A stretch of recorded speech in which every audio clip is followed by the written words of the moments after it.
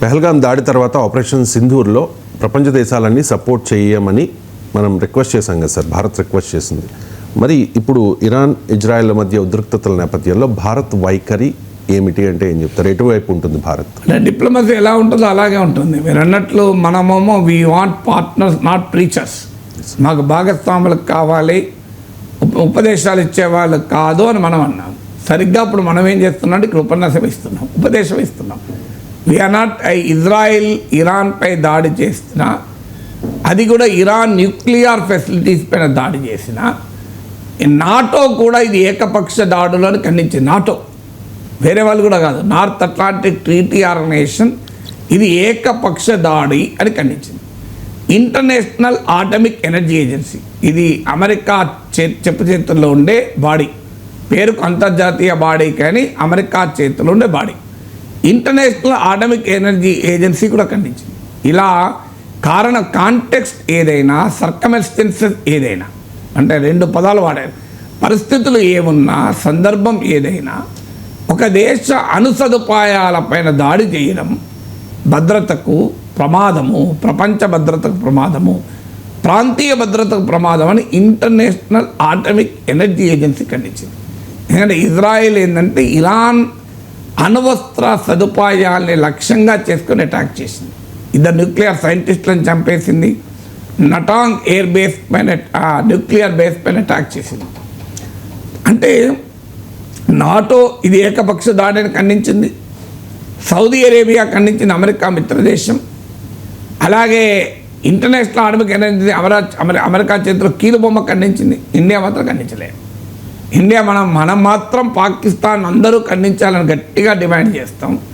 కానీ ఓకే, కొన్ని సందర్భాల్లో స్ట్రాటజిక్ బ్యాలెన్స్ మెయింటైన్ చేయాలి, తప్పదు. రష్యా ఉక్రెయిన్ వార్ ఉంది, స్ట్రాటజిక్ బ్యాలెన్స్ మెయింటైన్ చేయక తప్పలేదు. కానీ ఇక్కడ మాత్రం మనం ఇరాన్ మనకు మద్దతు ఇవ్వాలి, ఇజ్రాయెల్ మనకు మద్దతు ఇవ్వాలని కోరుకుంటాం. కానీ మనం మాత్రం ఇజ్రాయెల్పై దాడిని ఖండించాం, ఇరాన్పై దాడిని. అయితే దీనికి కారణం ఏంది? ఇటీవల పాకిస్తాన్పై పోరులో కూడా ఇజ్రాయెల్ మనకు అండగా ఉంది కదా. నిజమే, ఇజ్రాయెల్ అండగా ఉంది, ఇజ్రాయెల్ వ్యతిరేకించే దేశాలు దూరం అవుతున్నాయి. అంటే డిప్లొమసీలో వాట్ ఈజ్ రైట్, ఇజ్రాయెల్ని ఖండించాల్సిన అవసరం కూడా లేదు. కనీసం ఈ న్యూక్లియర్ ఫెసిలిటీస్ పైన దాడులు ప్రమాదకరం అని అయినా అనాలి కదా. ఏమంటున్నాం మనం? మళ్ళీ సేమ్ మనకు యూరప్, అమెరికా ఏ ఉపన్యాసం అయితే ఇచ్చిందో, పరిస్థితులు చేజారకుండా చూసుకోవాలి, డిప్లొమసీ డైలాగ్ ద్వారా సమస్యలు పరిష్కరించుకోవాలి, డీఎస్కలేట్ చేయాలి, ఉద్రిక్తతను తగ్గించాలి. సరిగ్గా అమెరికా, యూరప్ మనకి ఇదే చెప్తే మనం వాయించి పడేసాం కదా. ఇప్పుడు కూడా సేమ్, ఇప్పుడు ఇరాన్ పైన ఇజ్రాయెల్ దాడి చేసింది, ఉద్రిక్తతను తగ్గించాలి అని ఉపన్యాసం ఇస్తే ఇరాన్ ఏమంటుంది? దాడి మా పైన జరిగితే మేము తగ్గించేది ఉన్నది అంటారు కదా. సరిగ్గా మనం అదే అన్నాం కదా, పాకిస్తాన్ వాడు మనపై దాడి చేస్తే మీరు ఇద్దరు కలిపి ఉపన్యాసం ఇస్తే ఎట్లా, ఇద్దరిని కలిపి హైబర్నేట్ చేస్తే ఎట్లా అన్నాం. ఇప్పుడు మనం అదే చేస్తున్నాం, ఇజ్రాయెల్ ఇరాన్ కలిపి హైబర్నేట్ చేస్తున్నాం. ఈ స్ట్రాటజిక్ బ్యాలెన్స్ కొంతవరకు ఉపయోగపడవచ్చు.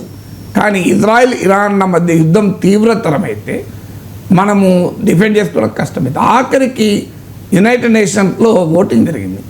గాజాలో ఎయిడ్ సహాయం చేసే వ్యవస్థలపై కూడా ఇజ్రాయెల్ దాడి చేస్తుంది.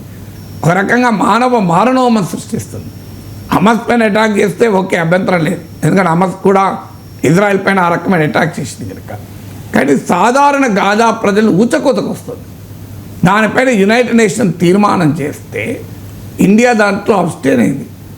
మెజారిటీ దేశాలు, నాకు గుర్తున్నంత వరకు మోర్ దెన్ 100 కంట్రీస్ ఈ గాజాపై మానవ మారణోమం వెంటనే ఆగాలి, కాల్పుల విరమణ పాటించాలి. మనం ఏమనలే, ఇజ్రాయెల్ ఖండించడం కూడా కాదు, కాల్పుల విరమణ పాటించాలి అని తీర్మానం చేస్తే దానికి మనం సపోర్ట్ చేయలే.